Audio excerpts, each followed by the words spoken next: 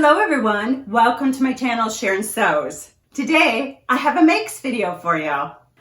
Everything I sewed in April, May, and June right here, and I'm going to share them with you. Before we get started, let me share with you what I'm wearing because I did indeed make it. It is McCall's 8214, a lovely summer dress perfect for the summer heat. Over 100 degrees again today is predicted. The dress is sewn from a lovely rayon linen blend that I purchased from Metro Textiles. Now let's get started with what you came for, my makes. This is BurdaStyle Magazine 7 2018, and this is dress number 110. It is a tall dress. I do not know why. I'm only 5 feet 5.5 inches, but the tall patterns in BurdaStyle seem to fit me pretty well. This was actually a whip, a work in process. I just needed to hem it. This floral fabric I picked up from SR Harris while we were still living in Minnesota. It's a fairly heavy stretch polyester something. I think it's very beautiful, but it's very hot for the Texas weather.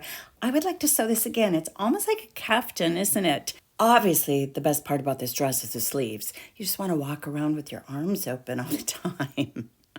There is a tiny little casing at that V neckline, and that is a drawstring that is functional, and I don't think it's needed. Next time I won't include that. McCall's 6692. New look. This is a beautiful red floral cotton sateen from Mart. This one, I did do a full bust adjustment on that. That front bodice has princess seams. The left side does have an invisible zipper, and you can get the dress on and off without using the invisible zipper. It just makes it a little bit easier. That back has elastic. You can do shearing if you want to, but it's designed to have casings. I brought that back up about 2 inches because I was trying to get it so that my bra wouldn't show. My bra does still show, and I need to wear a strapless bra when I wear this one. I also found I had trouble tying those ties by myself. The tension's too loose, the tension's too tight, and word of caution, do not try to put this dress on without untying those ties. I did that once because I was lazy, and I ripped one of the ties out. I am glad I sewed this one. I think it's a really cute summer dress, very trendy. I have no plans to sew it again though. Cashmerette Club Montrose Top Expansion. I sewed 2 of these. This pullover top has a faced keyhole neckline and a bias tie that you can wear open or closed. I like mine open. And then the long sleeve has 3 different pleats on it. In this rayon challis that I believe I purchased at Hobby Lobby, you can't really see the pleat detail until you're very close. Oh, looks like we're going to have a little visit from my little dog here. She usually likes to come and see what I'm doing when I'm in the sewing room or when I'm out taking photos. This is a cotton shirting from Fabricista in San Antonio. This time I wanted to highlight those pleats on the sleeves, so I used decorative stitches on my sewing machine. I want it to be very subtle, so it's almost tone on tone. I used a green and I used a yellow, and really you can't see the detail until you're up close. This is a really great little top. I can see myself sewing more and wearing this, especially in the fall. This SewingWorkshop Crane St tee. This was one of the Sew Confident projects for, I don't remember which month, I'll put that in the description. This blue fabric is a rayon jersey from Mart Fabrics. This is just a test. I wanted to see what I thought about this pattern before I actually used the red fabric I purchased in a kit from SewingWorkshop. I went down to a size small. My full bust measurement would have put me into a large. And as you can see, going down 2 sizes, there's still plenty and plenty of room. The back is the best part. There's a 3-panel blouson back. That center panel is designed to have a different fabric, a tone-on-tone or a contrast. I feel sloppy when I wear this one. I'm not real sure what it is. It's not sure if it's just the style or the sloppy, loose fabric that I chose. Pajama shorts using New Look 6859. You can see that the shorts do curve up at the side seam. I just straightened that. I didn't want that little curve. And the fabric is a lovely lightweight cotton print from Mart Fabrics. This is one of those fabrics that I ordered and I got the Lucky You sticker. The pajama shorts are for my daughter. I'll probably sew a little pajama top to go along with it since I have the extra fabric. And I was testing pajama short patterns. I will share with you why in a moment. The Carolyn PJ shorts by Closet Core out of this little cotton print. This is actually a cotton print that I purchased in a big bundle of fabric that I got at a local church rummage sale. Lots and lots and lots and lots and lots of people have sewn this one. It's got the cute little pockets here. Got the faux fly front, it's got the faux cuff, nice elastic. What I don't like about this is it doesn't work for me. It's going to work on my daughter beautifully, but I'm very long from my waist to my crotch depth, and they ended up at just about my hip bone instead of below my waist. And because of that, I chose not to use this pattern as my base for the project for We All Sew blog, and that's coming up right now. Hey, if you're enjoying this video, why don't you take a moment and give it a thumbs up right now. Okay, we're back to new look 6859. Feel free to fast forward this if you already saw this in my Friday Sews video. I created 4 different shorts for summer wear. No one's ever gonna know. These started out as pajama shorts. All of the step-by-step instructions are on the We All Sew blog. I took that basic pajama shorts pattern and I tell you how to add a cute little ruffle at the bottom. And of course I top stitched that in place. This fabric I was going to use to sew a pair of pants. I realized as I was putting things together, it's too light for the pants, but it works beautifully in shorts. These just flow really nicely. These are going to my daughter and she's quite excited to have them. You know, whether she wears them as shorts or she wears them as pajama bottoms, it doesn't matter. This is a linen, this is from Metro Textiles, and I had sewn the Cashmerette skirt out of it. That was in my last mix video. I had just enough left over to sew these shorts. Again, I kept the inseam pockets on these. It's got the elastic waist. And because it was striped, I thought it would be really fun to play with the direction of the stripes. So in the blog post, I show you how to add this band at the bottom. And it is completely faced, so you don't have to hem that. So how cute would that be if you did contrast fabric, or you could even color block the whole thing? A really simple pair of white shorts, inseam pockets here.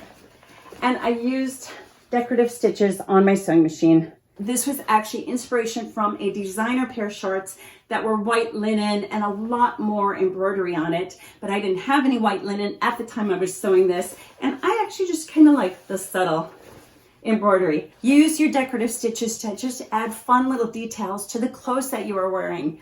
Finally, this is my favorite pair. I just think these are adorable. So the little cuff wants to fall down when I'm showing it to you, but it doesn't when you wear it. I just thought these were kind of a vintage inspired. It's got a little bit of a 70s retro look to it. I give you instructions on how to do a tiny little paper bag waist, and this little tie is just stitched on right on front, so you don't have to worry about losing it or twisting around. And then I give you instructions on how to add a cuff to your shorts. Another project I did for the We All Sew blog post is this lovely tiered skirt. I chose to make it out of multicolors, color blocking it, and you can do this in any way you want. How cute would this be in chambray? Maybe with some decorative stitches right there highlighting the seams. Or use thrifted men's shirts and piece them together. That would be really fun. This is a very simple project. If you know someone that is looking to make a tiered skirt that doesn't want to purchase a pattern, send them to the We All Sew blog in my description box below, and you will find step-by-step instructions on how to recreate this without using a pattern. As I'm filming this, we've just passed the 4th of July, and this was another We All Sew project. This is just a little mug rug. All the instructions step-by-step, including the free template for the little popsicle applique, can be found on the BERNINA We All Sew blog. This next top I'm sharing with you, lest you think everything I sew is rainbows and unicorns and puppy kisses. Don't you just love puppy kisses? I do. Okay, side note. This pattern was a fail for me, and I was kind of disappointed on that because I absolutely adore Itch to Stitch patterns. I think you know that. It's one of the few indie patterns that I sew on a consistent basis. This top just didn't work for me. I'm not even showing you pictures. I tried to get flattering pictures and I just couldn't. I love the lines on it. I love the idea of it. It just didn't work on me. My personal opinion, I don't think it works on a really large bust. My full bust is 40 inches. My upper bust is 34 inches, 6-inch difference. So I need things with a full bust adjustment. It just wasn't flattering. Perhaps if that V would have been a little deeper. I feel like for me personally, because of my large bust, I need more skin showing here to kind of bring the eye up to my face versus the chest. So this one was a fail for me. Might work for you though. I love this pattern. This is the Itch to Stitch Lemont top. I have a complete review video on this, so I won't go into this in too much detail. This is my linen. You can see linen. It's so comfy, but it gets so wrinkled. I'm gonna take the iron to it really quickly before I wear it again. Then I have this one. Didn't do a burn test yet. I was gonna do a burn test. This one I did the color blocking with. I think it might be silk. And then this was my test. This was a bed sheet. I'm not one of those people that wears the items that I sew out of bed sheets. I know there's many of you that do, and it looks great. I just can't get past the feeling that I'm wearing a bed sheet and everyone knows. But they're great, in my opinion, for testing out patterns. Probably should have shared this one with you when I was sharing the dress. This is the same fabric that I sewed that New Look dress out of, and this was a Mart Fabricista make. I don't know if I mentioned that earlier. The link to that blog post is in the description box below. I had enough fabric left over that I sewed a pair of pants. These are cropped pants. This is from BurdaStyle Magazine April 2016, number 106. Just a very simple pair of pants. It's got a side zipper, it's got a yoke, an interfaced yoke, it's got pleats and pockets. These next makes, they were supposed to be revealed back in March in the Sew Frugal 22 challenge. Well, I did put the planned video together, but I had some personal things come up and I wasn't able to complete the challenge. And I loved that you voted if I should go blue or if I should go pink. I ended up going with the blue color scheme, and it was pretty much tied if I should go blue or if I should go pink. And I only went with blue because the jacket pattern that I was going to use for the pink fabric was junk. It was the button-up jacket, Peppermint Magazine.